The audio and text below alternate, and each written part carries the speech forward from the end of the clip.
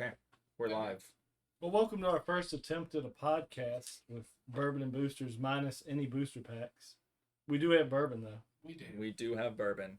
I've got Zach, DJ, and Mitchell here today. We're revisiting some old bottles we've already visited. And, myself and Mitchell decided to go with the E.H. Taylor single barrel. Oh, you did single barrel too? Yes, Nice. Okay, yeah. That bottle is getting low, so Oh no. And we hooked DJ up with the one he missed, the Benchmark single barrel. What do you think of it so far? I haven't got to try it yet. Let me get a sniff on it real quick. I've been savoring the smell of this. Ooh, that smells very strong. While y'all been talking, I'm half a pour in. I'm already down half of my glass, so It's okay. You need to empty that bottle anyway, so you can replace it with something else. there's no replacing each other single barrel because that next one might be because one bottle tastes great, the next one might taste like wet grass. Oh, I that's enjoyed. so good. I did enjoy the Benchmark. It's got a little bit of rubbing alcohol smell, but it's in there with caramel and This was 17. Sugar. Episode 17 is with the benchmark, yeah? Yes. Okay, because I'll go on record, that was probably my least favorite bourbon of what we've had so far. Yeah. really. Yeah, this is yeah. my favorite. Oh, interesting. And I enjoyed including it. the Bookers. The Bookers, I didn't hate. I mean, Okay. I'm pretty sure, to be fair, we had already pre-gamed a fair amount that night anyway, so, Potentially. It burnt some nose hairs. This one was burning nose hairs on the sniff. I'll tell you that. No, that one kicked me in the nose and then in the teeth, too, like when I smelled it and drank it. Which is not bad, but, like, it never really improved for me. Like, bourbon gets better the more I drink it. I hope you like it because that's a heavy pour I did for you. Wow. Thank you, because you gave me a decent That pour is- on the C.H. Taylor. Yeah. That is something I don't believe I've tasted yet. Yeah. And it is peanuts and almonds. It's what I'm getting off of that first sip. And I've not gotten that off any other bourbon we've tried.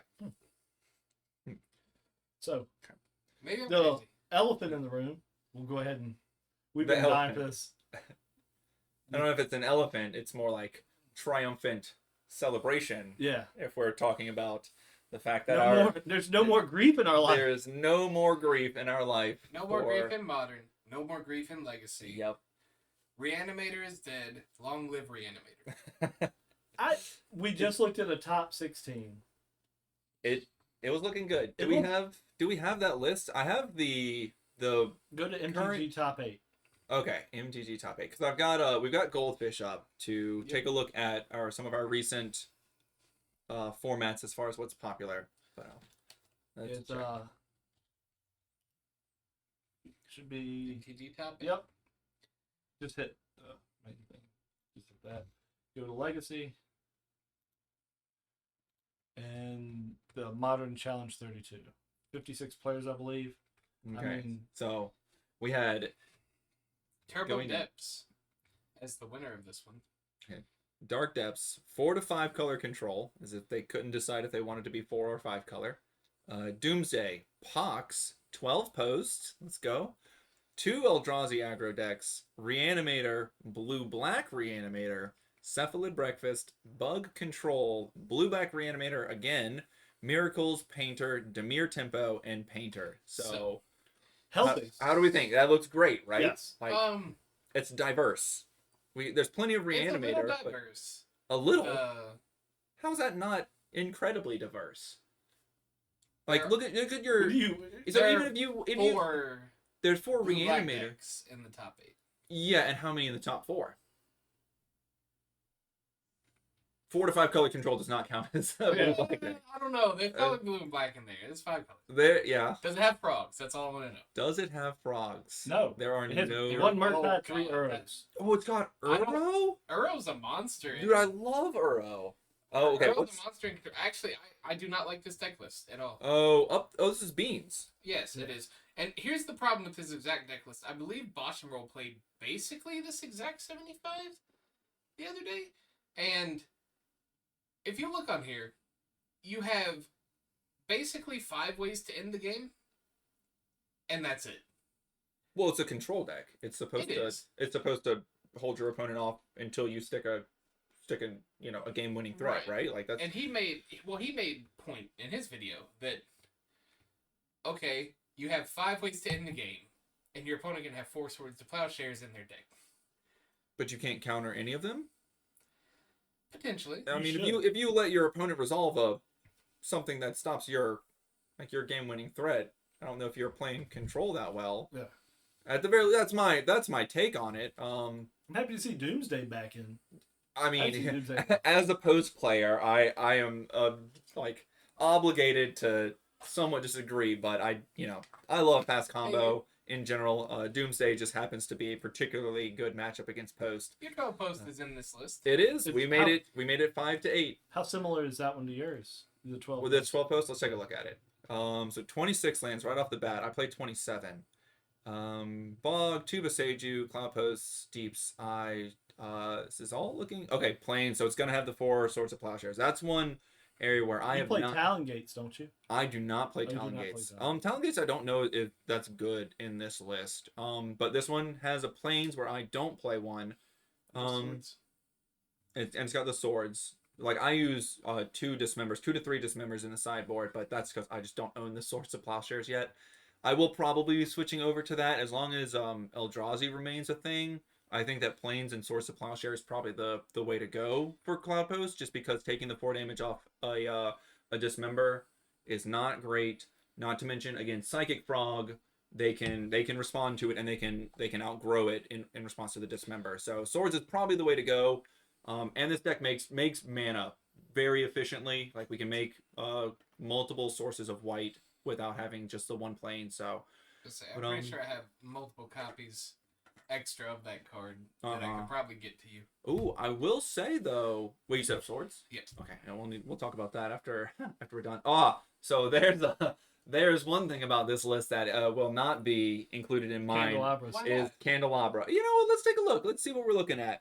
Oh, it's down. Yeah. Candelabra is down, everyone, from $999.99 to $949.99. So, you had a Candelabra? Yeah, our good friend Landis has a playset. Oh, my goodness. Some people like High Tide. What can I say? Yeah, Candelabra was, back in the day, used to be in 12 posts. Yeah, okay. Yeah, that was... It seemed to have cycled back around. In fact, it probably never left, but there were... It seems like there were offshoots of posts that were focused on green. I saw nobody play it in probably the past 3 years. Yeah, okay. I'm very surprised to see it in this list, and maybe that's why it did so well. So one thing about this list, I'm a little iffy on. Like all this looks good. Like playing Candelabra makes sense.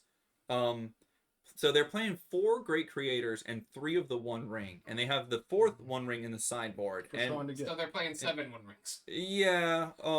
They're playing 8.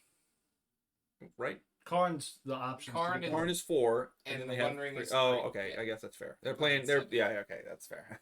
We'll cut that part out. So they don't have Maze of Ith, and there's no Glacial Chasm in this list, which I take Glacial Chasm out for Tabernacle, but I keep Maze of Ith in for Frog. I don't know if I agree with the Maze of Ith being gone. Yeah, it looks like, where do they make the concession? Though one thing I do love about this list is they have 4 Once Upon a Time, which is a card I'm really hesitant to take out because I love the consistency it brings to the deck.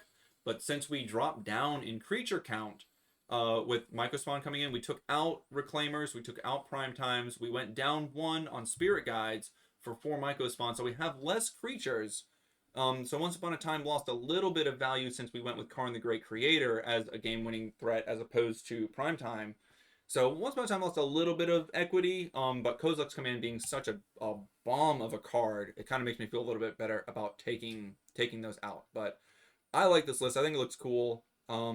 They're running Fairy Macabre in the sideboard, which Leyline of the Void has been another option, and that's what I'm currently using. But Fairy Macabre seems like a decent thing to run in its place. I'll just need to get my hands on a couple of those. But let's see here. So let's take a look at this Dark Depths list and see what's going on with that. That's your typical Dark Depths here with 30 lands. Is that what that deck always runs? Roughly 30 to 32, but this one's running 4 Elvish Reclaimers, 2 Knight of the Reliquary. Knight is it cut down to 3 crop rotations. Yeah. What about sagas? it can vary. Oh. This one's running 2. I run 4 in my, but I run lands. I don't run. There is. You're not purely turbo dark depths. No. You're lands. I just play lands. Okay.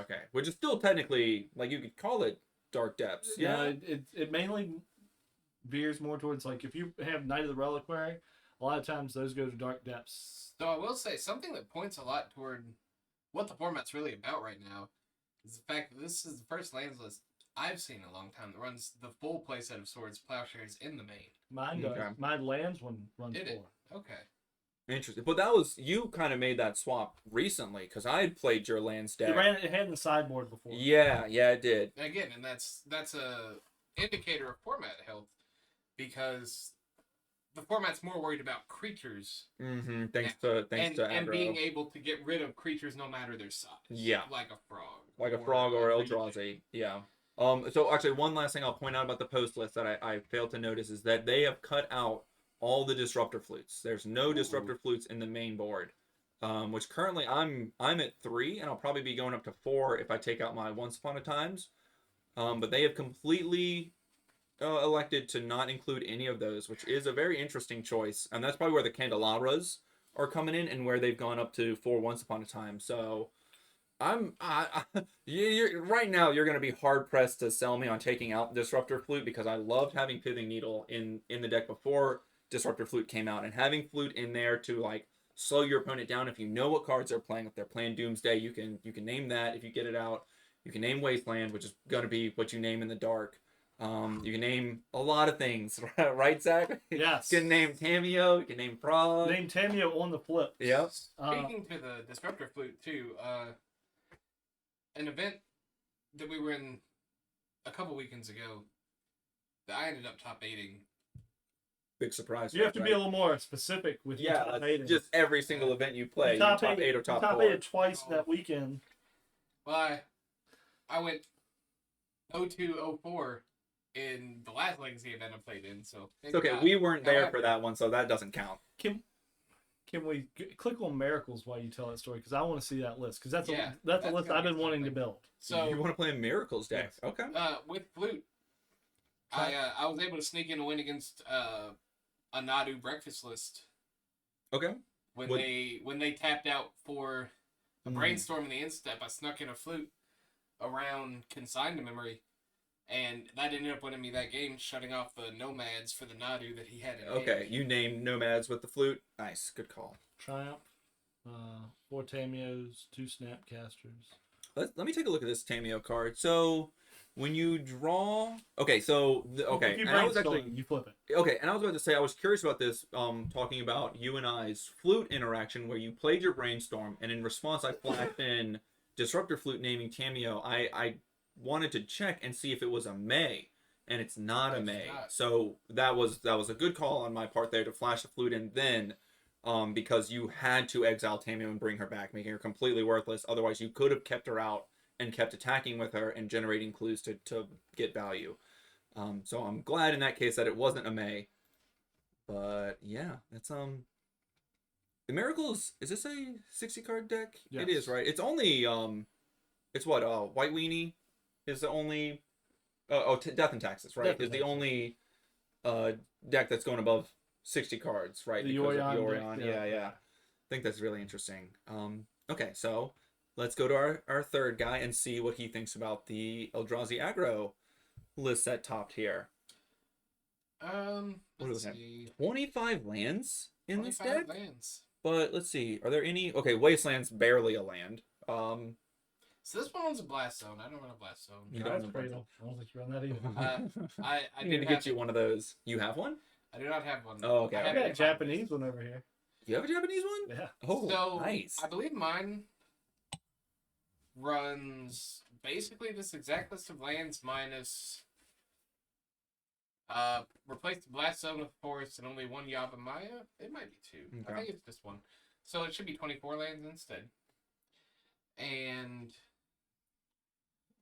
we have 3 Devours, 4 Fleshrakers. I run 4 Ithid Heraldsians, 2 Null Drifters. This list is running 1. Man, Once upon a time, I don't have those in mind, and maybe I should. You should definitely consider. I mean, you're already kind of a green deck, anyways, right? I think some of these lists run forest. Am I not? At least they run Mine down does. the Haya. Okay. Mine runs one for us. Because I mean, even then, like Once Upon a Time is just such a good card. Like if you have any green mana to cast it, potentially, it's like you don't even want to cast it for the mana. You just want to throw it out on turn one. I just gotta say though, not that anyone needs any convincing, but like sowing Myco Spawn in that deck is incredible. As far as you're not going so much with your aggro plan, you're slowing your opponent down, building your board up to make your like next plays better. And against a slower deck like Cloud Pose, like it is backbreaking. Well, against the same exact Nadu breakfast deck, I believe in. I don't know if it was the same game that I played the Disruptor Flute, but the play pattern ended up being Wasteland his first 2 lands, Flashman Disruptor Flute, play Sowing Myco Spawn, exile the basic that he got, and then Wasteland his other land. And at one point he had no lands and 1 Nomads in core on the battlefield to my 3 or 4 Eldrazi, and it was a non-game after that. Nice, we love that. That's actually okay. To go back again to this Cloud Post list because I love this deck. They do not run the Singleton Wasteland in this list, which I got to say I am so sold on that at the moment with Myco Spawn, because you hit their basic with the Myco Spawn, you get the Wasteland to hit their duel, and it's like any sort of tempo that they could have had is lost. So I think that seems to work really well against like the frog style decks that want to just be, they're eking it out with just a couple lands in play. I mean, it seems really good, and then it also helps against any kind of slower deck or dark depths or whatever. And the thing with Myco Spawn is basics are no longer safe. Yeah, correct. Like, it used to be, I get a basic, I can't get hit by Wasteland, I'm good to have this basic here, and now Sowing Myco Spawn just says, no, you're not. Yeah. Okay, is there anything else you want to point out about this list? So I'd like to point out how good Kozilek's Command is. Kozilek's Command is such a good card, man. What an amazing Magic card. That card did not get enough respect on release. No. It did not get enough respect during spoilers. People were kind of like, I don't know if this is going to be any good. I don't think people had properly read Eye of Ugin and seen that it says colorless Eldrazi spell, not creature, spell. Yep. So basically making it a pure X cost card is insane when it can make all the mana that you dumped into it and search for another one. So if you have anything on the field like a Flesh Raker, or like for post, you're just digging for something. It's like you find another Kozilek's Command, you cast it again for the exact same amount of mana you just pumped into it. You keep digging for something that you're gonna play. It's so good. It's very good. So this runs 3 Wastegate Battle Mages in the side. I ran 2 in the main. I'm a big fan of this card. This seems like a good card just for dealing with. You would be a big fan of it after your most recent event, right? Because this hits enchantments, which I believe Back to Basics counts as. That is oh boy, it was in my hand the whole time. Oh no, that's unfortunate. But I like how restrictive this card's mana cost is, with it needing colorless, blue, and green, or green really. So hold on, correct me if I'm wrong. No. It's a 2-mana card. So okay. Can you you have to kick it. Okay. So it's gonna be a 3-mana spell, a 4-mana spell, or a 5-mana spell. Correct. And you have to have 1 colorless, 1 blue, 1 green, and then 2 generic. Right. In order to cast it. It's not difficult. Which Eye of Ugin does discount both of those. Eye of Ugin does count for the blips, right? Like it basically Eye of Ugin, if we were to recreate it today, it would say two colorless blips, right? It's not just 2 generic. No. It does not count as the. That requires colorless mana. And Eye of Ugin does not discount No. colorless mana. Okay, I didn't know that. It only discounts generic. So then, if I had 2 forests on the field and an Eye of Ugin, I could not cast a Kozilek's Command for 2. Right? Correct. Okay. I didn't know that. Good. Okay. I'm glad we're having this discussion. Oh, is that an opalescence on our field? Yeah, now? I wanted to bring it up because I have about 200 cards I'm getting signed in Vegas, and I was separating them. So me being the pre-modern player, pulled my opalescences out, and I found out today the price had jumped up.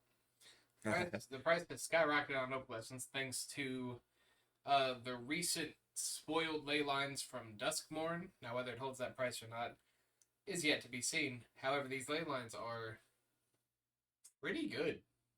I like how they're templated. I like what they do. This is gonna be We'll have to legacy see if people play, can right? break them.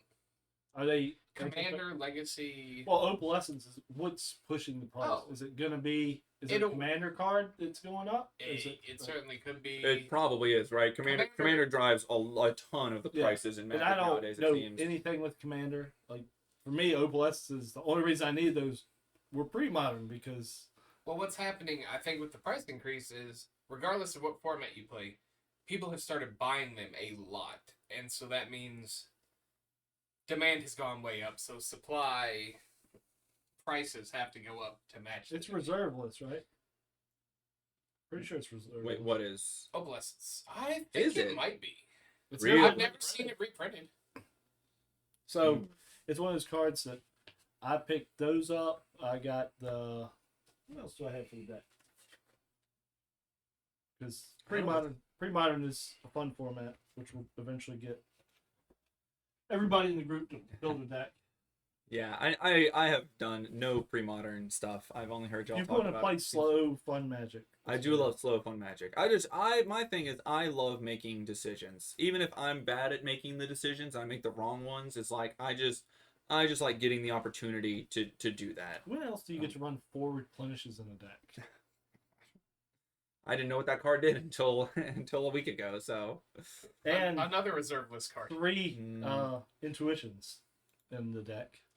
okay. Opalescence is, in fact, on the reserve list. Wow. Okay. Then yeah, that card is. I guess. Yeah, we'll see. Maybe its price will drop down, but anything on the reserve list, I kind of assume I when mean, the because it price was like starts 10 going up. bucks. It was like $10 before. Yeah. One that has seen a lot of like up and down shift as sets come out, and recently did it again. I don't know if it's come back down yet again, but Deranged Hermit, Ooh, how much is that up to? Because I've got 80 or 90. no way. There's no way the range tournament's $80 or $90. Let's look that up. Let's take a. Because I just got mine at 25. 25 or 30, which is what I got on my play set at. And the problem is, Bloomburrow came out, and it's squirrel based. Oh, okay. Let's see. We are looking at $100. $99.94 for a near mint deranged hermit. So if we look at market Oh price, my we're god. looking at 88. So July 20. Okay, it was still a $50 card Yeah. on like In halfway June. through June. And then July hits and we go up to 55, 56, 60, and then from July 11th to August 1st, we have jumped up to $85.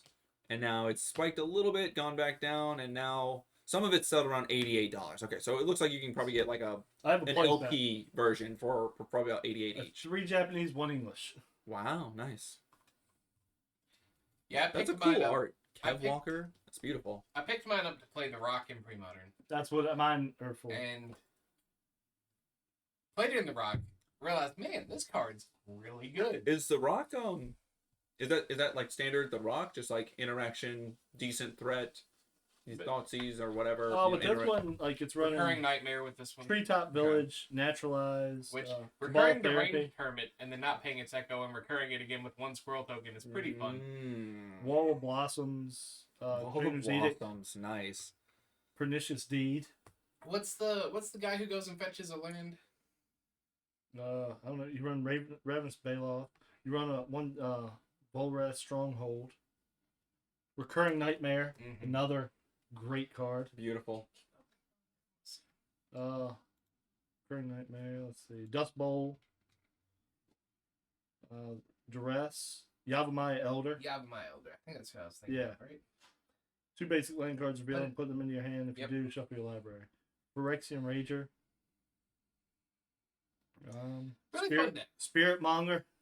Another great Yeah, card. you just play lands, play your spells, stop your opponent from doing Yeah, stuff. that's It's how good stuff. Premodern works. I want to say well, really, when I got into Magic, I liked control. I liked blue stuff, and then that kind of went into green black. Just it was sort of like a slightly different form of like interacting with your opponent, playing a threat that was difficult to deal with.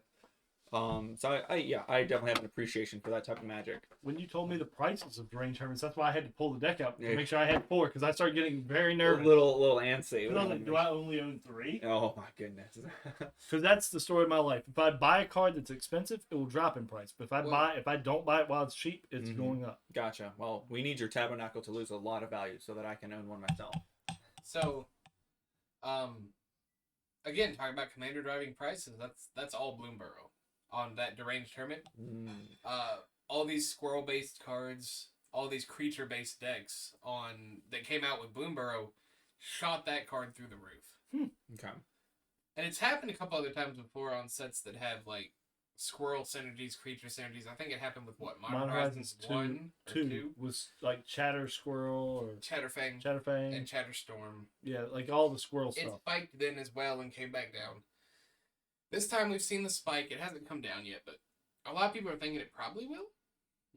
I mean, it's We'll fine. have to see. I have no issues with it going up or down. I mean, it's not like I'm not selling mine anytime soon. So. Exactly. Yeah.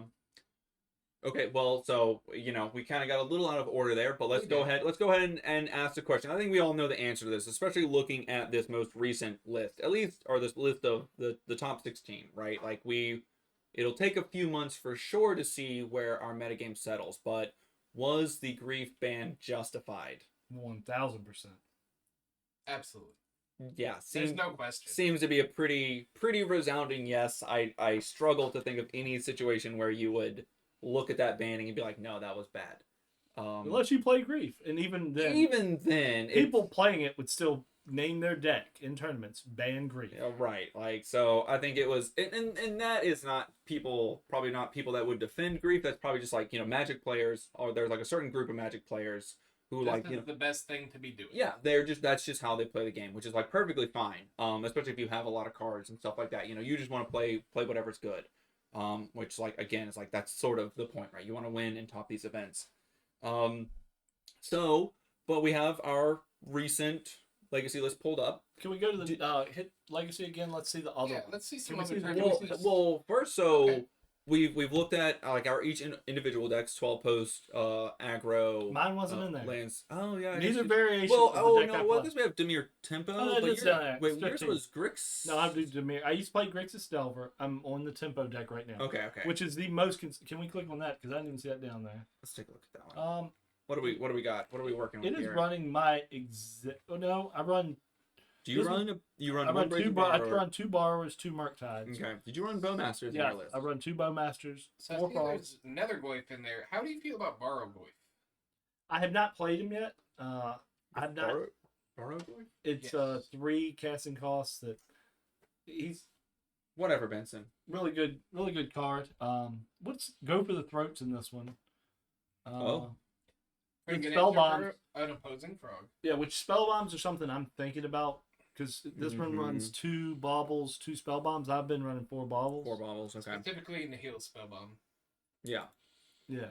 And it's basically... How does your sideboard stack up? I know they have an EE in there. I do not run EE. Okay. I know you have the Harbinger. We saw Harbinger. I run 2 Harbingers because of Eldrazi. Let's see what my sideboard is. I run 2 Consigned Memories, a Toxic Deluge, 2 Harbingers, Dismember, Unlicensed Hearse, 2 Counterbalance, 2 Surgicals, 2 Force of Negations, Sheoldred's Edict, and my second Tameo. Okay, so you had what was it? Let me see that real quick. Because there was a couple things. It's similar. A little different. Yeah.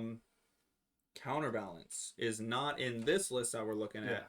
They had 1 Surgical, still 2 Forces, and I guess they have 2 Tameos? How many Tameos did you have in the main? I have 1 in the main. 1 in the main, and so your second one was in the sideboard. Gotcha. Okay, so a really similar list. Yeah. Drawing half your deck makes a really big frog. Especially if you have a frog. Yes, we got to see that in our game. So I've seen Borrow Goyf, as I mentioned earlier, being played a little more here and there, and it's a 3-drop, really impressive threat because it's a 3-drop Permagoyf. It's Death Touch, and Lifelink. Okay. And so you have this 5/6 beater that just Barrow is gaining you life. Okay. Burrogoyf. Gotcha. Okay. There were a lot of Lagoy. When he deals combat damage to a player, you may mill that many cards. If you do, you may put a creature card from among them into your hand. Oh, okay. So you draw a good card. You do. And also, the way this is worded, it does not care about Leyline of the Void or anything. Because you mill that many cards, if you do put one into your hand, it doesn't care if they go to the graveyard. Okay. Really? So that's... Yes. Really? That's... Because it only wants you to put a card that was milled into your hand. So it doesn't care where it went. I would... Okay. I mean, not... I'm definitely taking your word for it here. I would almost assume that mill means go from the deck to the graveyard. Yeah. But mill just means go... attempt to go into the graveyard. Right. That's crazy that this card can pull a card out of exile. Because that's pretty rare that you see that in Magic. I don't think it... I think it pulls it before it hits exile. Right. I guess that's the I only think way they to go into like a weird zone. But I guess Or it's it on even the may stat. just go straight into exile. And then it just says, oh, this card was milled. I can get it back. Yeah, that to me seems like it. Not that I don't think it really matters too much as far as like rulings or anything like that, but I don't know how it works. Probably timestamp stuff. Let's be real. Yeah. So okay, so this Dimir Tempo deck, Pretty. So we like it. We do see a bug control deck in this top 16 list here. I'm curious, does that run for Frog as well? This bug control here. Let's see. Bug control does Yes. Roar run 4 Psychic Frogs. Okay, so there's another Dimir Tempo list. Okay. No, this is way off. I know. This It's one's running running Uro. We have Uro in here, dude. We have Baleful Strix. We have making his Abrupt comeback. Decay. Let's go. Baleful Strix, very good answer to a frog if you don't have a Bowmaster. That is true. That is true. Okay, well, sorry, so let's look at this reanimator list, because the question I wanted to ask was like, we agree Grief needed to go. Yes. But Grief was in the tempo list. Grief was also like mainly the reanimator, right? Because that was Rescaminator. Yes. So does this deck survive without Grief? Clearly. It does. Clearly, looking at these results. And a lot because of Frog. Yeah, Psychic Frog sort of That's a picking up good this deck black. before If that. we look at the last few weeks that Grief was legal in the format, it had started to be cut from the Rescaminator list completely anyway. Because Grief is really bad in the mirror. And that was another part of what was working with the deck. So how... Oh, I guess Grief is bad in the mirror because they just reanimate whatever they get. Okay. If you turn one Grief your opponent, and you see that they also have reanimation targets, you don't necessarily want to put one of their reanimation targets in the graveyard, or they can reanimate your Grief on your turn. Okay. Well, they deserve that. If you're playing Grief, and like, you earned that one. Yeah, I will say though, it's nice because sometimes when Wizards does bannings, it completely destroys a deck, and that's never good. Even if we hated the deck, you don't want people to just be completely out of whatever their particular thing may have been. I have no issue with Reanimator because I used to play. No, Can we see the other Reanimator is Reanimator? awesome. Like that's like a classic. Oh, Unmasked is back. So yes, Unmasked. that's more Jeez. along. Now this is... That's what I used to play. That's more classic. I didn't have the troll back then, but Griselbrand was like the staple of the deck. Sire of Insanity? That's spicy. I love that. Oh, yeah, that was actually one of my first Legacy events. Recently this year, since I just started playing Legacy, turn 1, the guy just mulled to 5 and then proceeded to combo off before I laid a land. He went turn 1 and just put a Sire of Insanity on the field. And I will say, I had a shot because I was playing post before Modern Horizons 3, so we had Endurance in the deck. So I got to Once Upon a Time and dig through the top 12 cards in my library, looking at my opening 7 and then 5 with Once Upon a Time. If I had found Endurance among those cards, I would have probably won that game. But I lost on turn 1 to Siren Insanity. I then proceeded to lose the next game to exile Unmask, cast Unmask, take my crop rotation. I was gonna get my Bajuka Bog to defend against his reanimate shenanigans. So yeah, not a great matchup for post, but still we had game, and you love to see that. Something I'm noticing more now that Grief is gone too, and I don't know if this is just Frog is better to be doing than other 2-drop threats. Probably. We're seeing Griselbrand back again, which a lot of Reanimator lists in the last year have run Atraxa and Archon in lieu of Griselbrand because of Orcish Bowmaster. Yeah. And Orcish Bowmaster is seeing a lot less play now, so Whoa. Griselbrand is back. When Frog came in, Bowmaster was out. But now that Grief is gone, if you looked on those lists today, there's a lot more Bowmasters popping back up. Because I'm seeing about 2 in the list that it would matter. Yeah. Instead of the full playset like it was before. So definitely some changes. But the Grizzlebrand, I love that he's back. So this is one of those things too where we might see them at a shift one way or the other as far as favoring Bowmaster, favoring Psychic Frog, favoring Grizzlebrand, but like at the moment, Bowmaster's equity is down a little bit. Psychic Frog is way up, and Grizzlebrand plays really, really well with Psychic Frogs. So we're looking at these lists. We see a lot of the Reanimator stuff. Now, something I find really interesting in this particular top 8 is that in the top 4 is Pox, and his mono black enjoyer. I really want to see this list. Let's take a look at Pox real quick. So while he's pulling up the Pox list, I saw you finish your pour of Benchmark single barrel. What did you think? So, Mitchell made it sound a lot more egregious than I thought it was. To me, it was rather smooth. So, it was a lot smoother than it smelled, for sure. Like I said, it was really, really nutty, and I've never gotten that on a bourbon before, which is a little odd. A little bit of caramel, a lot of peanut and almond, and maybe it's just me. I don't know all the tasting notes perfectly, but it seemed like a 1 or 2 note bourbon. So it's not a lot going on with it. Yeah, it didn't evolve. It didn't have a lot of depth. It was like, this is what I am. This is it. Start to finish, here we are. We do have the bonded and the foolproof yet to be opened. Okay, I'll be interested to try this because I didn't hate it. I was a fan. To me, I hate to do it with the single barrel, but it's one I'd mix. I'd put, if I wanted bourbon and ginger ale, that might be one on my list because it is a limited release product. You can only buy one a day. I think that would be really interesting is something like an old fashioned. Yeah. Something where you add just the smallest amount to your bourbon to enhance it a little bit. I think that one would really benefit from a little depth. I like my Sazerac from Old Fashions, but I also don't hate that either. Sounds really good. I do have a like my spouse is from got all her family out in Louisiana, so Sazerac rye is like every bar you go in. So it's a good. If you get an old fashioned out there, typically it seems like Sazerac rye is what would you like for this pour? Do we have any redwood back here? Yeah, okay. What I didn't get to try. Did you try Lost Monarch or did you try? You need the Pipe Dream is what you need. Pipe Dream is one that it was really crazy. It is a favorite of a few people in this room. I've heard, and I didn't get to try it because I wasn't here for the filming of that particular opening, but I'm very excited to try it because I've heard nothing but good things. When I was in Atlanta, it was like every single bar we went to. I was down there working for the Gathering Place out in Chapel Hill, and everywhere we went, they had it. We got a strong reaction there off the nose. That is not what I expected to smell. Let me give that away. It's been a minute. It smells like home. It is worlds different from what you just had. What I got off the benchmark, for sure. That's probably because the benchmark is not as good, but maybe that's a little personal bias. There's some guy gonna listen to this. Like, benchmark is like my favorite. Yeah, if you love benchmark, let us know in the comments. Yeah. But we know you really love Redwood Empire, so Redwood Empire is a good one.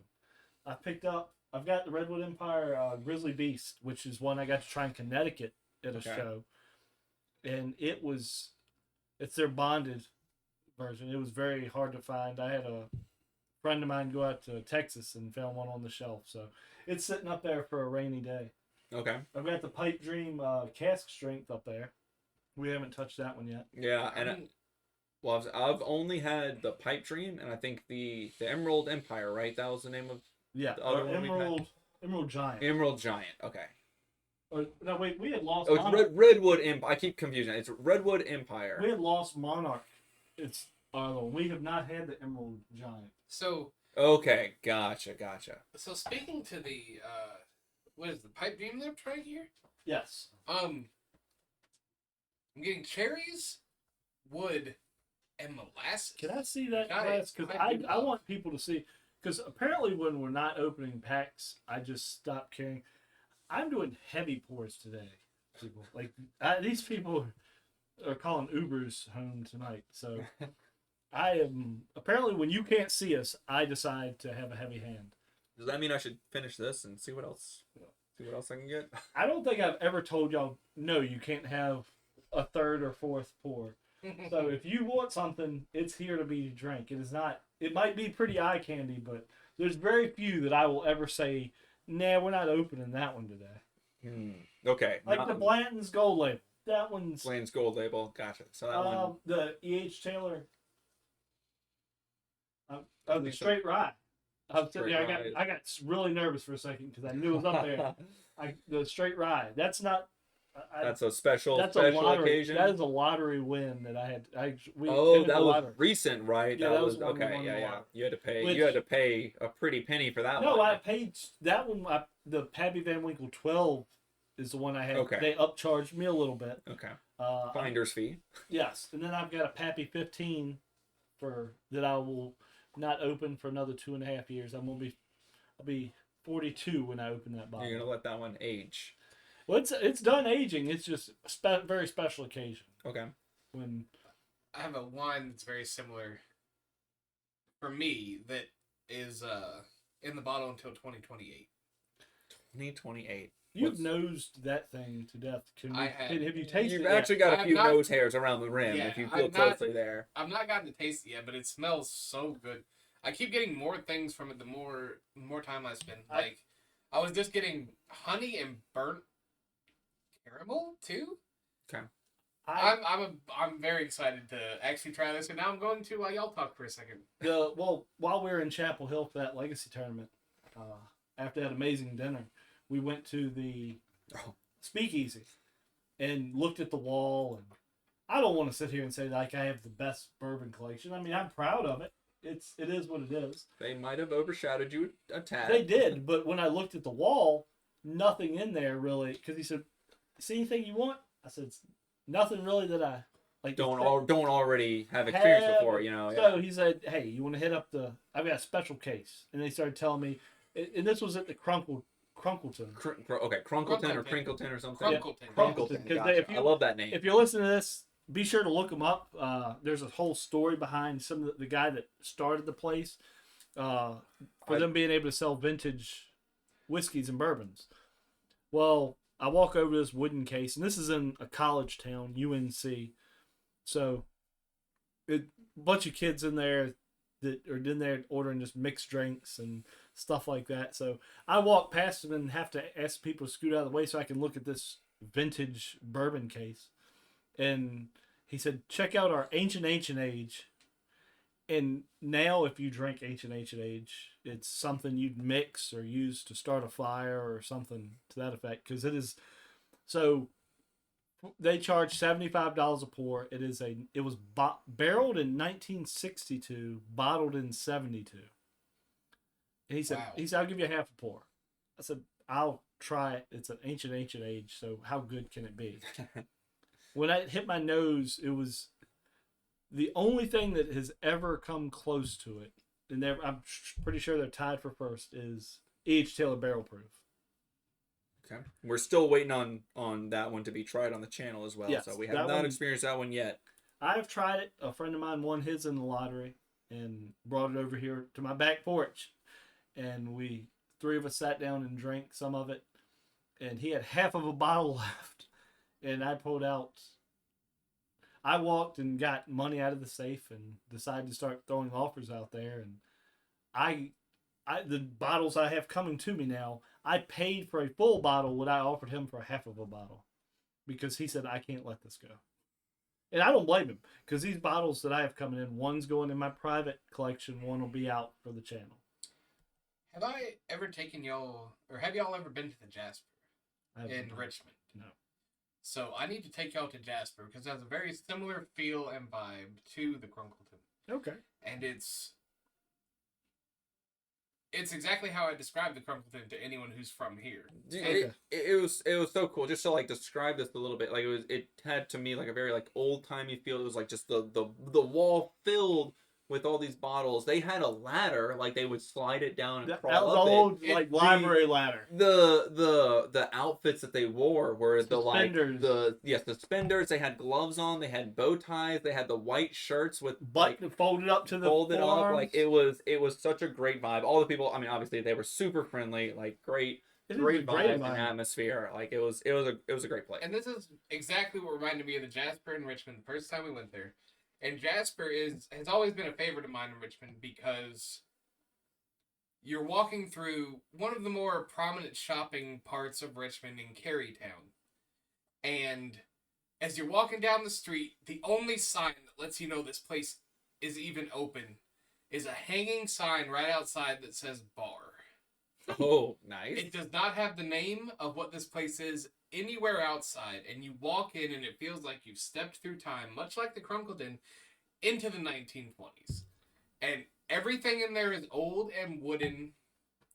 All the bartenders are very good at whatever cocktail you might want from whatever period of history. Which is how I feel walking into the Crunkleton and how I feel walking into Jasper, which is why I need to take you guys there. I'd love to go. Two things. First, what do you think of your Redwood Empire? You seem like you had a good reaction to it.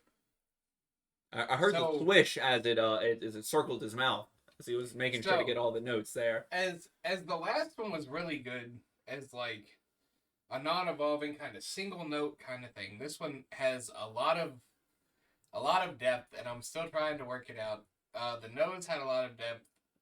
So does actually tasting it. I'm having a hard time putting a name on what I'm tasting other than It molasses and just you look at the art. Does the taste not so perfectly fit with that incredible art on This there? art- And I can just throw it up on the screen too. Like Yeah. it doesn't even need to be, but like look at that. That's what you feel when you drink this. Go through all the leaves, Yeah. trying to figure out what you want. That's beautiful. Like we love it. In fact, can I get that as my second pour? Yes, of course. So, Finish that, which the EH. Sorry, not to cut you off, but like that EH Taylor has continued to just be an absolute knockout. I love it so much. So as a word to it, it's Thank you, caramel Big bell. Light's a hard judge because it's a wide bottom. That's fair. So, and I dropped this while I was.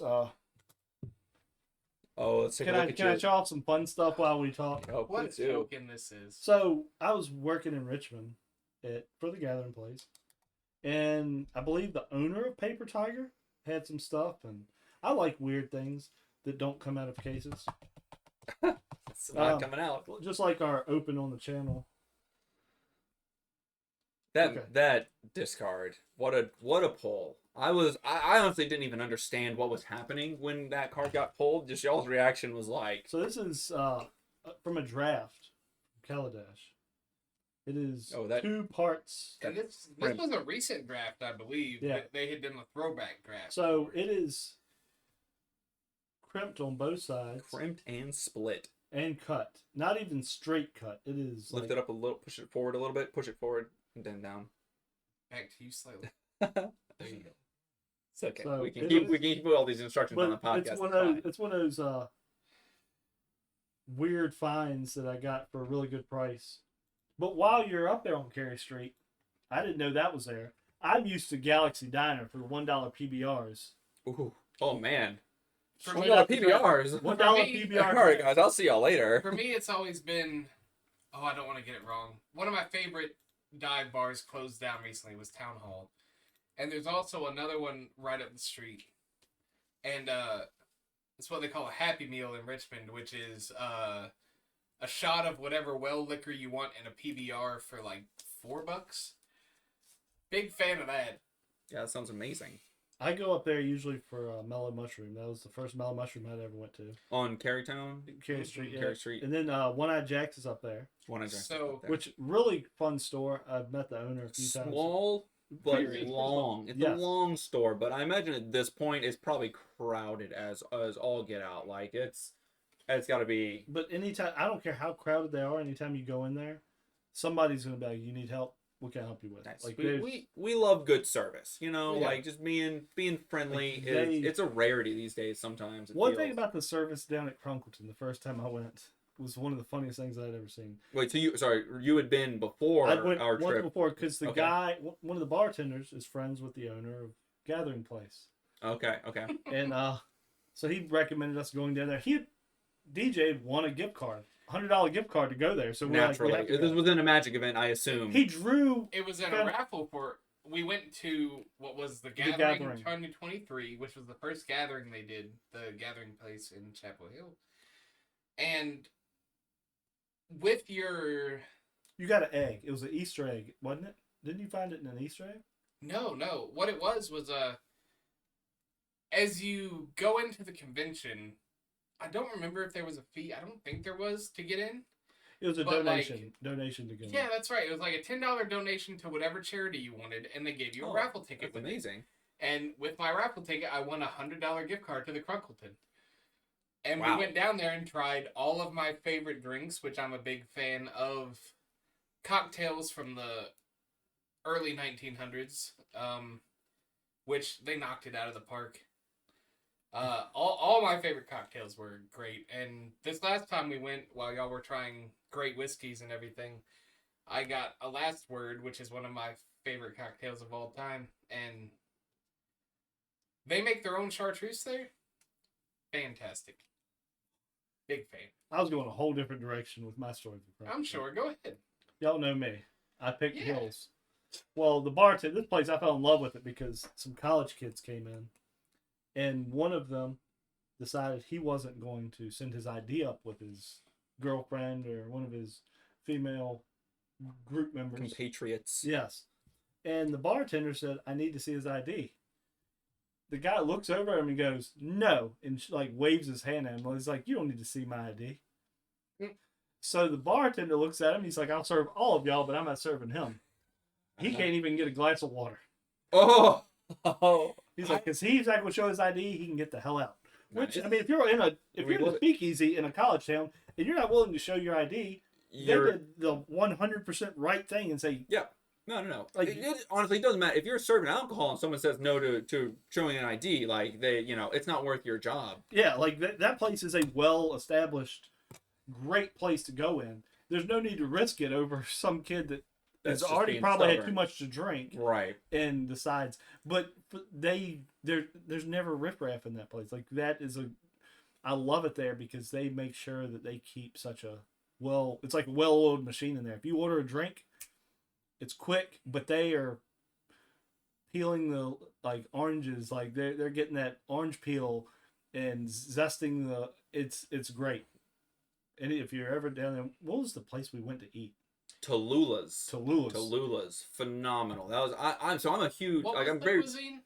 is Turkish Turkish food, okay. and it was like I'm a very picky eater, and granted the food I got there was pretty standard, like bread, hummus, chicken, stuff like that, but like man, it was Executed to perfection. it was phenomenal. I can't talk that place up enough. We'll have to have Landis on because Landis was Landis could go guide. on for hours, that honestly. drink. About He'd go on about the drink. I mean, Landis made friends with the wait staff there. Yeah, and while the they were trying owners. to leave. Yeah, And no, owners. it's- Over the drink. We're trying to go get a drink at oh, Crumpleton. that's okay. I'll say that was one thing that maybe I don't agree with. There is that the drink selection.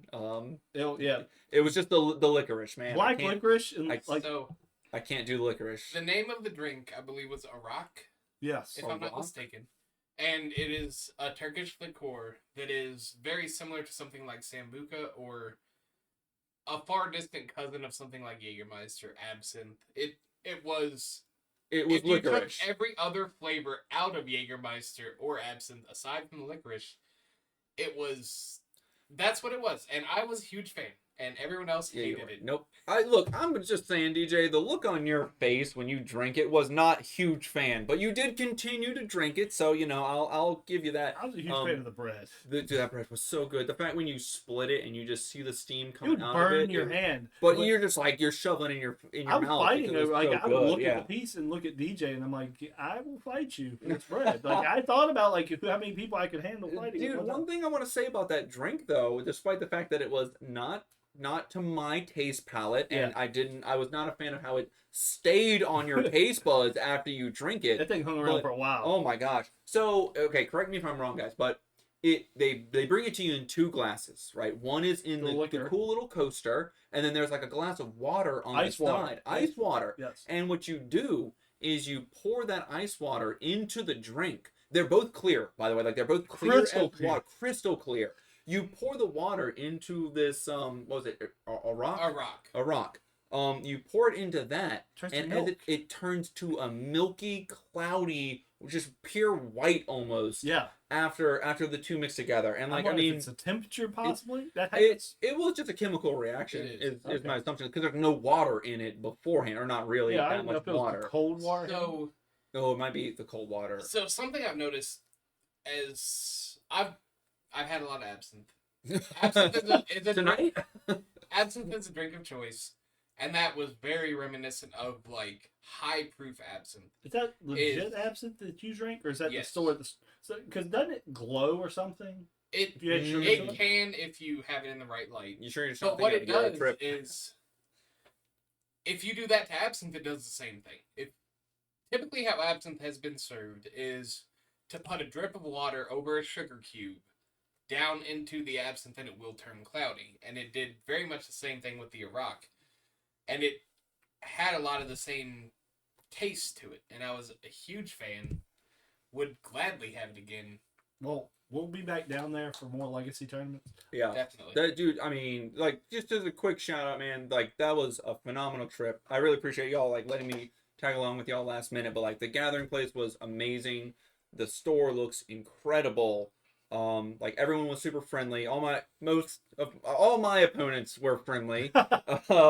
Well, that's a story for another podcast with some opponents we had down there. But like it was a great experience. Like the food was amazing at Tallulah's. That Crunkleton bar was incredible. Like it was just a great spot. Super awesome experience. 20 beers on tap. You roll a D20 or No, 30. 30. 30 bucks. At, You roll at a Gathering Place, at right? Gathering That was their Place, thing. Yeah, you they had roll like a a little raffle. D30, and if you Whatever drink you hit. if you drink the number that combine, like if you roll a 12 and you pick and you're like, I'll ride with 12, you get $1 off of that drink. Okay. So you I can do should've the done gamble. that. Yeah. What was so there was it wasn't Dark Ritual. That one was Yes. okay. That was the stout. But that was Stout that taste was one they had done for their store. they had done for the store. And I So think Ken Meyer Yes. did the art for it that's so cool. because he did Dark Ritual. So It was Original Sin, Original right? The Sin. cider-y kind of taste. That one was Blackberry cider. delicious. I think Original Sin Black Widow. our fourth Adam had 6 to 10 10 of of those those. things. It still wouldn't do karaoke for whatever reason. but But DJ, it was in addition to like having that amazing store, all the stuff on tap. They had the event, and then you could hang out there all day. They had board games that you could play, tables you could sit at that were private. You could set up a little thing where that said like you're looking for board game players, looking for Magic players. And they were open until 2 a.m. And like, what time was it they started karaoke? Like 10 11? p.m. 10 p.m. They had karaoke and just drinks and chilling. People are still until playing games. 2 a.m. Yeah, no, it was amazing. but the best part, as good as DJ was, as good as the other people from our group were, when the speakers broke. When if the you wanted- speakers broke if you and wanted there to- was no music. If you want to have faith in humanity, go to a gaming store that has karaoke with a bunch of people drinking beer and let a speaker break. They started playing, was it let's It hear is- It was I Want It That Way. Yes. I want it that way, yes. From And the Backstreet Boys. It is.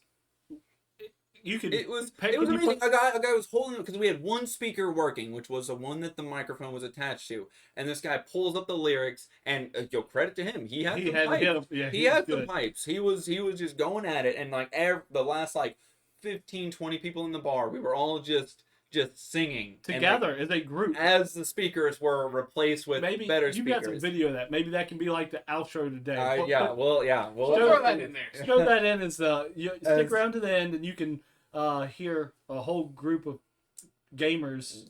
Drunk saying- gamers. Half to fully drunk gamers Yes. and karaoke goers just going in on Backstreet Boys. I just love how I don't know, maybe that song's always been around, but like even among like my personal life, like outside of the magic stuff that Yeah. we've been doing, like that song has like come back Yes. in such a huge way. It's what an amazing song. We love it But here. we can't say people have pipes without acknowledging that DJs. DJ's got pipes. some. DJ, our Adam's wife Jessie, Oh, is phenomenal incredible singer. Yeah. Like absolutely phenomenal. I'll show y'all what I have next time we go down there. Yeah, he's willing to sing. He was sad he didn't sing this past time. Oh, it's sad. I needed more alcohol. I just didn't want to spend You the need money to on drink it. some What of it was. that black So I need to licorice buy you stuff. some more alcohol. I got you. Hey, dude, you Because- feed me the alcohol, dude. You'll get me on stage. I can guarantee Landis that. was up there singing. Landis was up there. Landis, killed it. Christian Dior, dude. Like, we love it. We gotta get Adam on there for sure. Although, special shout out to the owner of Gathering Place, Josh. Not only being an awesome dude, but like that man when he got on the vocals, dude, like he may have been the standout from that night. I don't know the song that he sang, but like that man killed it. It was like a bluesy, and he was out of nowhere too. He's over there like nowhere. working deals because during the day, like he's sitting there, he has a beer in one hand, he's buying a massive collection of graded power, and then they're like, "Hey, go up there and sing." He's like, "Okay." He hops up there. He signs up. He doesn't cut anybody in line, even in his own store. He signs up. He goes up there and he sang, and he killed it. Oh, the DJ as well. I didn't catch his name or anything like that, but that dude had an amazing voice. He was there last time. Yep. Yeah. I wish I had got the name of him or his company, but he was great. Next time we go down, we'll try to get some more information, honestly, and hopefully we can just share that for anyone who's listening. Just a great place, like if you're in North Carolina, Virginia, South Carolina, if you're on the East Coast, like it was a great spot to go to. Like the 3-day event, 2-day event. It was, I think, a 2-day event. Yeah, because they did stuff on Sunday. We just didn't stick around for it. CDH was not most of us, not our thing. One particular person here that decides to play every format. Yeah, and top 8th every single one too. It's fine. But like, no, great. So one thing I want to point out is like, it got a little crowded, but that was only because we were sticking to the table numbers. But they had a great amount of space. There was plenty of space. There was plenty of space. It was because we had a legacy event, a modern event, and then like normal business hours on Saturday. Like there's still plenty of room in there. It got crowded at the table area. Yeah, I just loved how much space they had. Like that was a lot of times at shops you'll run out of space very quickly. And it was only because we were sticking to the table numbers that it got a little bit crowded at some points. But as the event goes on, people drop out, and you have room around you. Like it was just such a great experience, man. Like I enjoyed it so much. I've been one. I think the reason I've stuck so strong with Magic, one of the things that has kept me going with it, because formats change, bannings happen. The groups, these out of town trips as a group, and like it started off with me and Adam. And then, actually, it started off with you, me, and it started off with you and Brandon met you. Yes. And like introduced me to you, and even then it's like we're not like I didn't know you like I know you now kind of thing. And at some point I met Adam while I was down there with y'all. Well, okay. And then I started hanging out with Adam because y'all kind of got out of Magic for a little bit. Yes. And then it was actually I kind of got back into Magic by introducing my good friend DJ to like some of the older formats, even though like I know you were already familiar with it, and you actually DJ, you played Magic well before I even knew it existed. Yeah. But like you were very casual with it, and at some point I worked out a deal with my roommate to sell you his Tron deck, and you started playing some Modern, and I remember at one point Legacy. At Legacy, I just know at one point I came there and I like specifically introduced DJ to Zach and Adam because I'm like y'all will love DJ. Like he's such a good guy. Like the road trip started with us 3. Then Adam, Jansen was also involved. Yes, Jansen was there. Earplugs. So then when you kind of stepped out, me and Adam started traveling like Atlanta and stuff like that. Then a few years later, DJ was up there playing Legacy, and I said, "Hey man, we should invite him to go to the." We went down there for just a Friday night event in Chapel Hill. What did you come to first? The first one we went to was SCG Charlotte. Charlotte, that's right. It was SCG Charlotte. So the funny thing is, I had known of you for Brandon and Mitchell. Yeah, for a long time. And I kind of knew Adam a lot from playing You just F&M with him yeah. back in the day. He played Cheerios. Yeah. When I was playing Oh, Affinity. What a time. what a Theros, time. Theros standard, but modern was being played F&M at our shop. And Oh, rest in peace, Mox Opal. You will rest be in missed. peace, Moxo. You probably Modern deserve to needs die. To be unbanned. Hot Faith, take. faithless Hot looting did nothing wrong. Faithless looting did nothing wrong. Started playing Magic again. Started playing Modern. Was borrowing Jansen, as we had mentioned, Tron's deck, and eventually bought his Tron deck from him. Played a lot of Modern. Played a lot against Adam. I knew of Adam from Just seeing back him, when you I know. used to play Modern and seeing him more. Well, his I was like, brother-in-law man. owned the shop you were seeing him at too, so that kind of True. like he. I mean, he was stable. an ever present, just Yeah. like existence there, you know. So, y'all don't know this, but for a while I was asking Mitchell and Brandon, I was like, hey, these guys seem really cool. They got out of town drinking and playing Magic a lot. That'd be really fun, but I don't know how to talk to them. And so I kind of tried to get in there, talking to Adam here and there, and then eventually... I told him, I said, I like this dude we've been talking to. I said, Adam, you know him more than I do. Invite him to go with us to Charlotte. Yep. So then you're like, yeah, I'm game. 100%. Let's So go. we jumped in the car and went to Charlotte. Yep. And then we did. Then we went to Richmond. Yep. And Landis was there, and I'd never met him before, but these y'all knew him. Man, Landis, what an amazing addition to just the group To any in general. anything, What a he great brings. person. Here is how we all met Landis. Nah, I met this guy. we all. Well, we all, but sure. I met him in. I came in This after. was to at meet Landis. Richmond. Oh, you met him in Richmond as well. At SCG Richmond, me, Adam, and Zach had started talking to Landis as someone who was just looking for Legacy cards too, probably trying to play Legacy, and had been around a couple of our LGSs, and he was talking, and he was like, man, I would love to play Enchantress and Legacy, but I only have 3 Sarah Sanctums. And I was like, huh, I've been wanting to pick one up anyway. I'm just going to go buy one, and you can borrow it today. And he was like, are you kidding me? And so I went and bought one and let him borrow it for the day, and we've been friends ever since. And now we are on a podcast and a YouTube channel together. We play Magic all the time. We're really good friends. Yeah. Magic truly is a gathering of like-minded people, Well, or Yes, not like-minded people. That's who one Yeah. of have the a things, common you know. interest. Yeah, you know, it's like you can come together despite different interests otherwise and still bond over something. You know, that's the important part, is like looking past stuff that you may disagree on in some other ways. There's like, you know, you may disagree on, and like you can have a civil like discourse about it, but still at the end of the day, you know, y'all are there to play Magic, and that's what we love. then I invited Landis to go.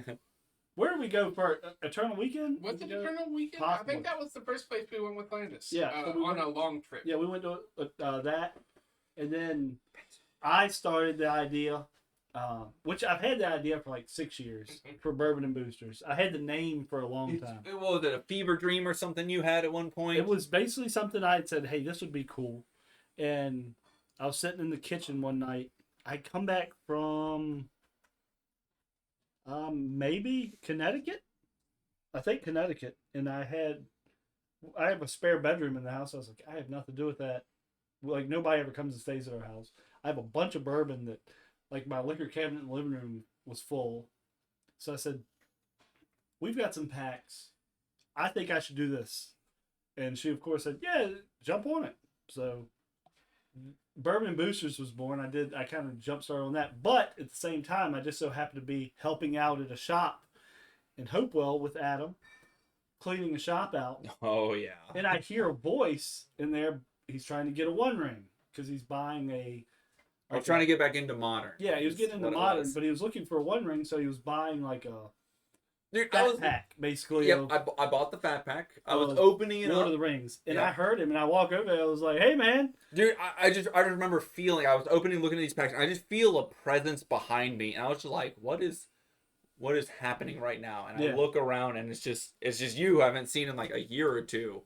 It was what a what a surreal experience. Yeah, and then I said, "Hey, man, I've got this." I think you actually came up and played Legacy before I pitched the idea of saying, "Hey, I want to do this channel It was actually, to give credit where it's due, DJ had told me about the fact that you, him, and Adam were working on this YouTube channel.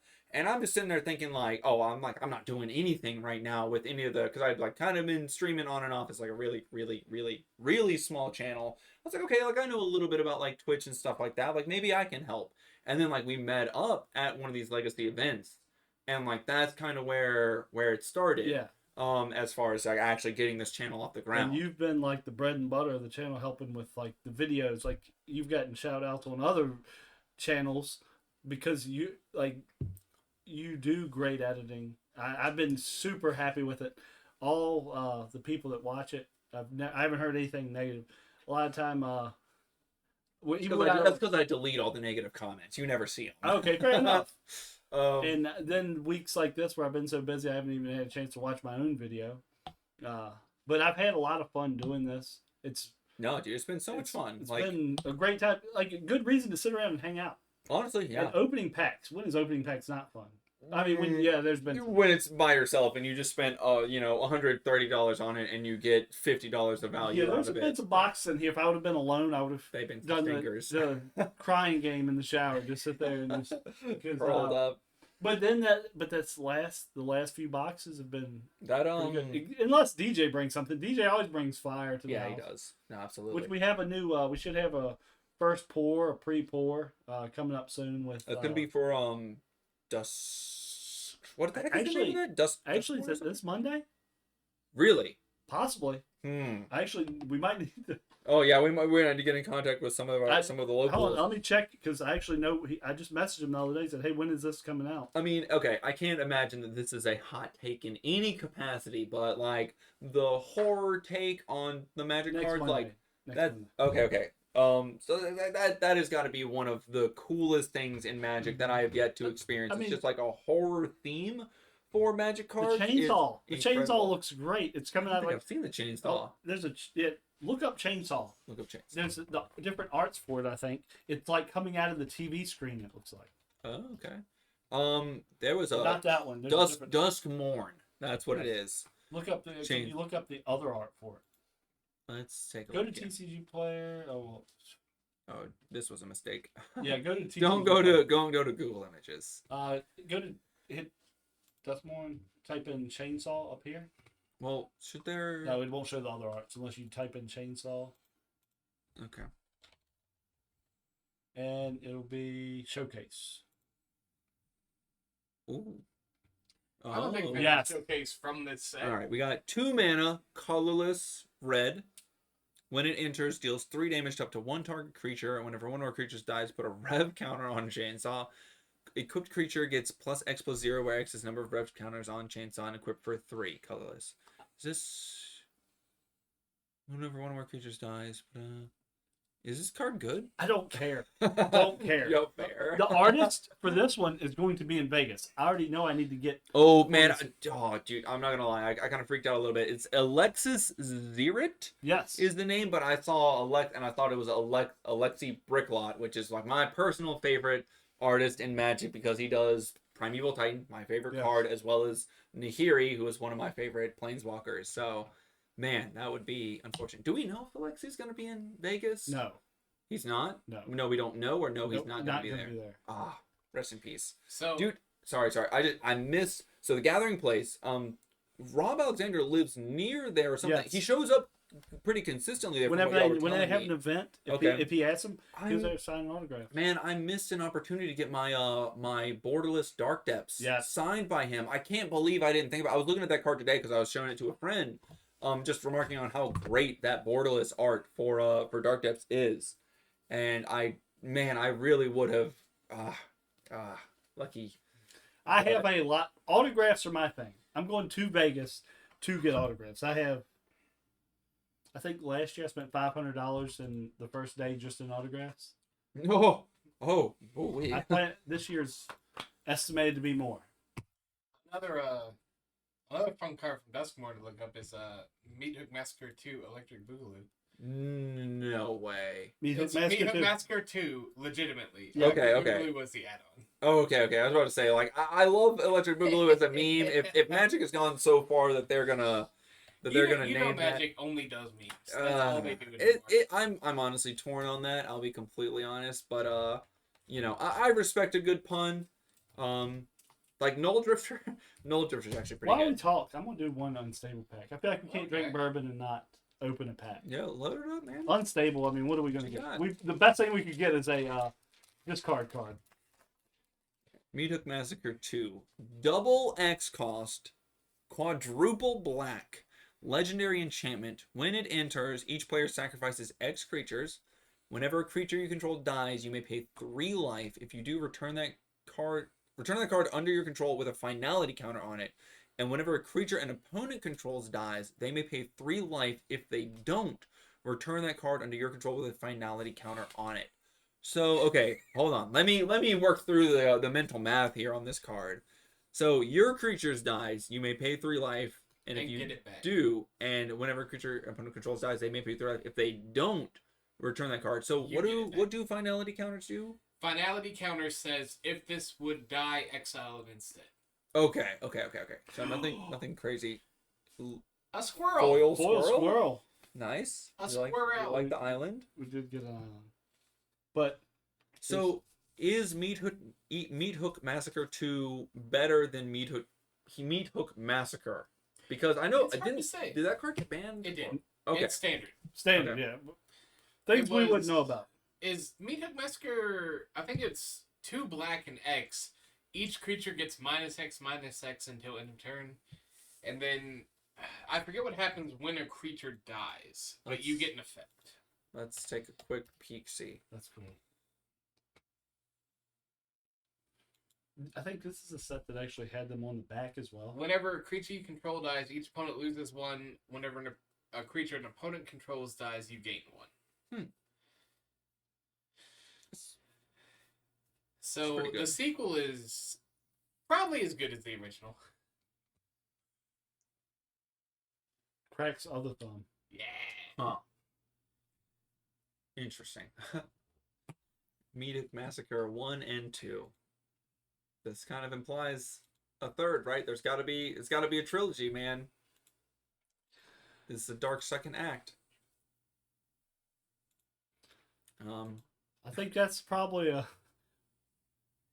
We got our Pox list pulled up. Oh yeah. Let's hit Pox. We've been avoiding for probably about 30-40 minutes now at this point. It's a good Pox would be a good thing to close out on, I think.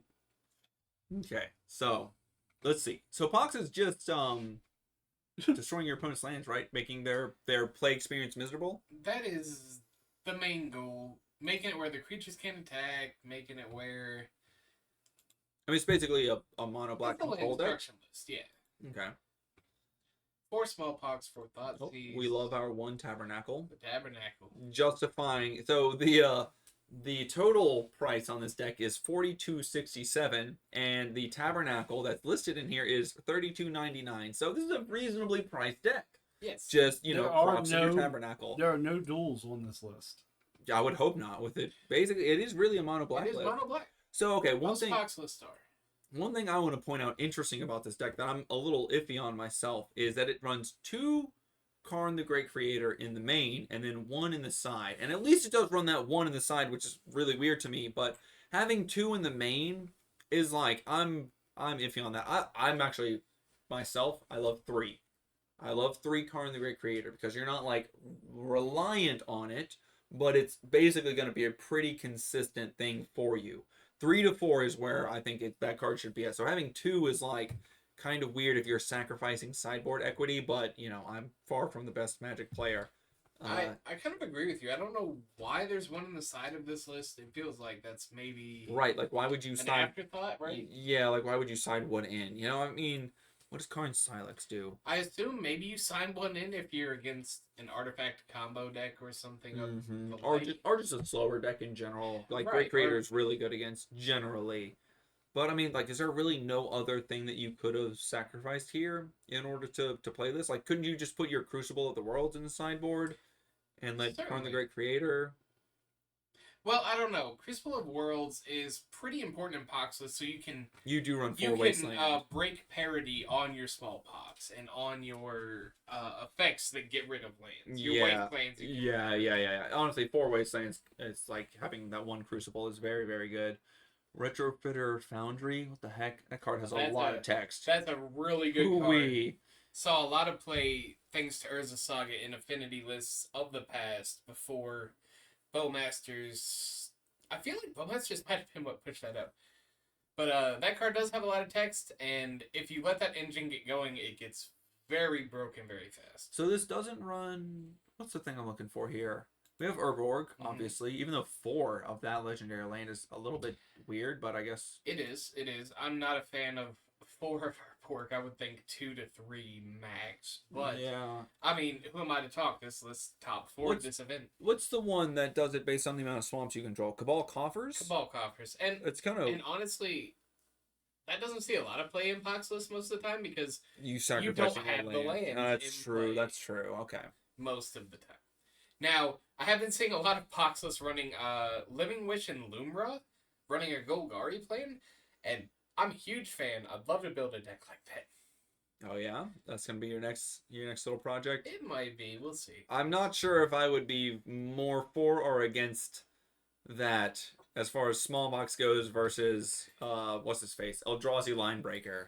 That's dude. That's a mean guy. A very aggressive fellow.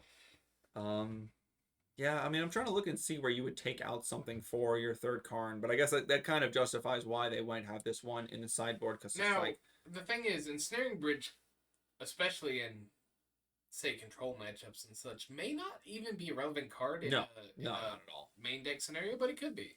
Yeah. I want to say Painter runs it main deck sometimes. So, well, let's take a look at the sideboard. So we have Bridge, we've got Grafdigger's Cage, Liquid Metal Coating, which there's an argument to put that into a post list as well. I don't currently run that because I run Microsynth Lattice, which this deck also has, but it's Pithing Needle, Torpor Orb, Mycosynth, Grafdigger's Ensnaring Bridge, and Liquid Metal Coating. So that's almost half your sideboard right there, devoted to great creator targets when you only have 2 in the main. Like, I don't know. I'm weird on that. You finished 4th though. Yeah, I was about to say, yeah. They're like they got finished 4th, so his deck worked. Yeah. the deck did work. For all we know, though, he didn't see a great creator the entire event. Does it show us what his record was? No, it does not. They don't go that in depth with it. I feel like they sometimes do. Maybe it's a different site. Different sites. Yeah. But I'm happy with the way Legacy is right now. It's made it. Yeah, dude. Yeah. I mean, if it keeps this amount of diversity moving forward, then like no complaints. But you know, we're currently in a scenario where like, what was Grief percentage wise of the format? Oh, it was ridiculous. It was like 50? Oh no way! It was over 50. I Well, was gonna guess at least 25%. Well, here's the thing. Like it was a 4. If you looked on GoBase, if you look on other sites, like it was like 25-ish%, like you say.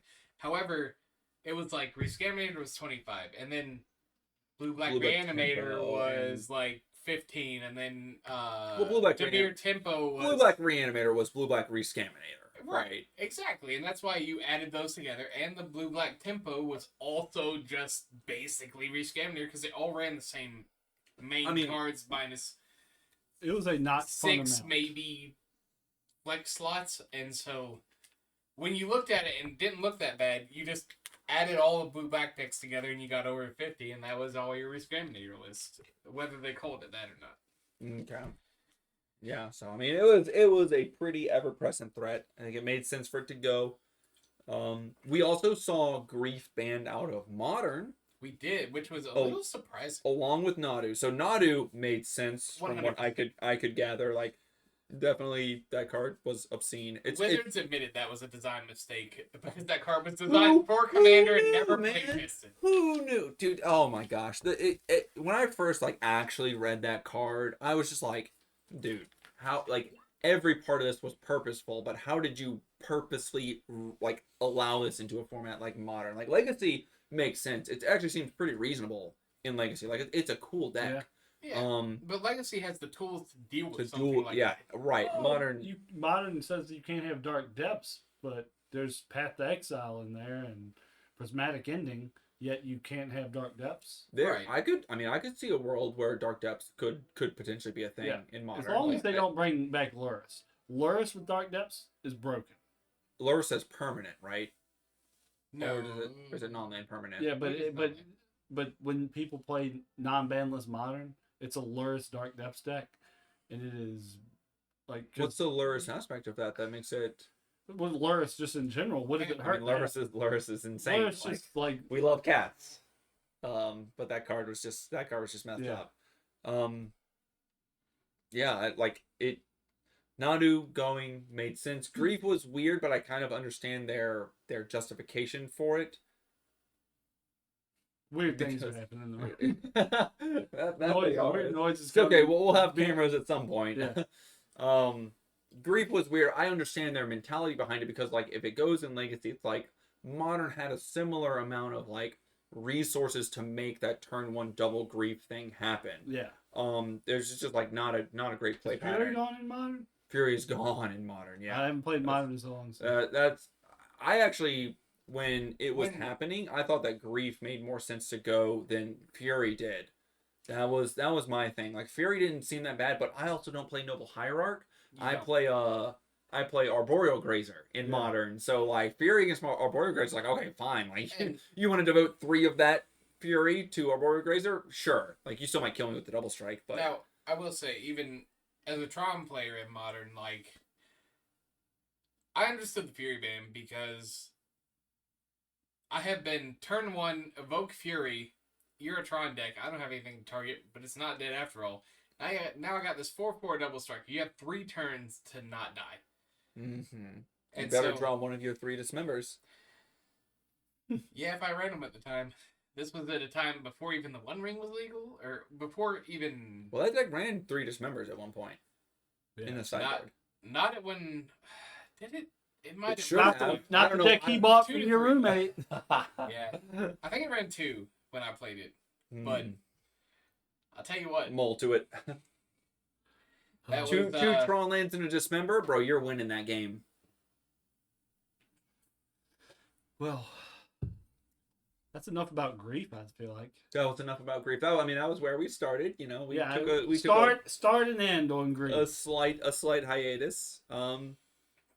We just want to say thank you everyone for watching any of our videos. We really appreciate it. If you do like the content at all, please leave a like on the video. Subscribe to the channel. Hit the little The notification bell, give it that little ding so that you know when we release new videos, anything like that. Throw a comment in there, even if it's some gibberish. We love gibberish, but yeah. just we do. feel free to let us know anything about the bourbon that we've mentioned. If we get to like I want to start giving away some of these autograph We have items I have. we have a lot of stuff to give away. Once I hit we would love to 250, do it. I want to do my first giveaway. 250 is We're going to at be our first 144. giveaway. We're at 144 today. I want to hit 250. We're 143, man. We lost somebody, We lost y'all. somebody. I'm Come back. sorry. Please come back to us. We love you. But seriously, We're like, at 140. We subscribe, lost comment. one overnight. anything. If you watch 3 minutes of our video, thank you so much. We really appreciate it. Adam doesn't even watch that much of it. You know what? Y'all didn't watch our most recent episode, okay? So I don't I even was hear anything part of from it. I was y'all. part of it. You were part of it. You didn't watch it. We have like 20 views on it. Yeah, we bought something happened a few weeks ago, and everybody started losing views. Yeah, that is we went true. from average of 100 to like 20. To less than that, 20 to significantly less than that. But yeah, you guys got anything to add before we call it? I mean, we had a lot of topics we didn't even go over today, which is No. great because it means we have more stuff to talk about on the next time we do this. Yeah, I've enjoyed this. This has dude, been a this was- fun little like. It has. I'm actually able to interact more other than like Then- focus on opening packs. Right, naming cards and like listing them off and just We do have an upcoming a birthday month. We have a coming up. birthday month coming up for October because all 4 of our main members have our birthdays in So October. DJ's is first, and then we'll have Adams. Then we'll have an off. We'll probably An do off a week. Well, We the may off even- week is going to be a 2 drink minimum with some Russian Aether Revolt, I think. We're definitely hitting a masterpiece in there. So Well, we'll flip a coin. I've got a Korean Aether Revolt and a Japanese. I mean, Korean and Russian. So we'll flip a I coin. mean, yo, if anyone watches this and wants to throw it out, if we'll take a poll in the comments. If you're the one person that comments on do Russian or Korean, then hey, you've decided. But let us know, if you want to see one or the other. And then yours and mine are both on Halloween, so we'll share a birthday episode on that. And I have some really special bourbons and packs planned. I'm so excited for that. We're gonna open up some expensive packs and expensive bourbon. I know the bourbon should live up to it. The packs, we're gonna see. Yeah. At least the excitement, but we know what DJ wants to open for his. That's gonna be a surprise. Yeah. For us, so that's gonna be awesome. And then we've I've got a special bourbon to pair with that one as well. Okay. Oh, we'll be looking forward to that. So that'll be our first October episode. Will be the DJ birthday spectacular. Yeah. And awesome. Can't promise that we won't have multiple drinks on each episode. But yeah, thank y'all so much. God bless. Our biggest fans are y'all. Yeah, I agree. Thank y'all. I'm reading off a note. Bye bye. Everyone have a great night.